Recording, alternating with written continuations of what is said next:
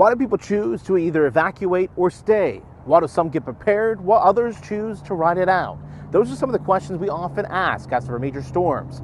I'm Fox 4 meteorologist Andrew Shipley, and a researcher at University of South Florida is looking closely at those questions as we approach hurricane season. You take a storm that could be a Cat 1, people really let their guard down and think, well, I'm not going to evacuate. And then there could be significant loss of life and destruction from a Cat 1. Dr. Jennifer Collins at the University of South Florida has been studying the social sciences around hurricanes for the past 10 years. She says her research has shown that people rely too much on the Saffir-Simpson scale. And so people are making their decisions to evacuate or not based on that category, which is just based on the wind.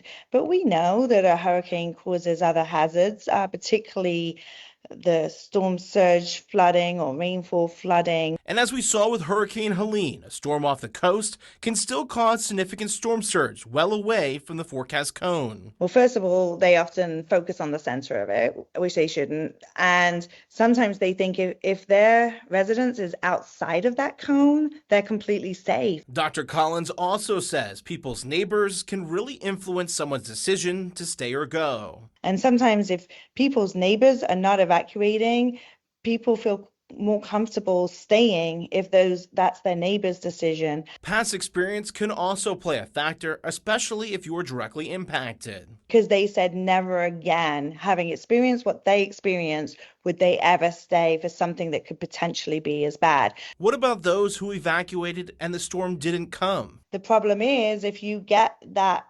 miss, even though it was forecasted to come to you, then that makes you a little bit vulnerable because you kind of get this overconfidence. And Dr. Collins wants to hear from you about the decisions you made around Helene and Milton. You can find that survey on fox4now.com. In North Fort Myers, meteorologist Andrew Shipley, Fox 4.